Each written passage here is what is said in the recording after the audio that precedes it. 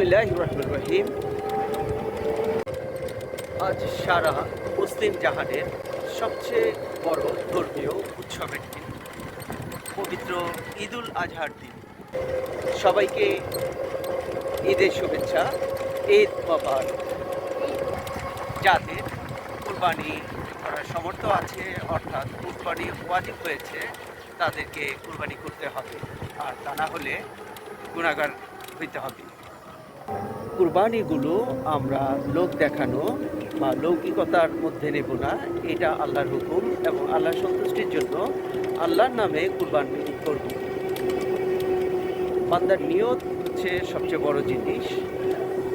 আল্লাহর কাছে কুরবানির গরু, রক্ত, মাংস কোনো কিছুই যায় না, কবুল হয় শুধু বান্দার নিয়ত।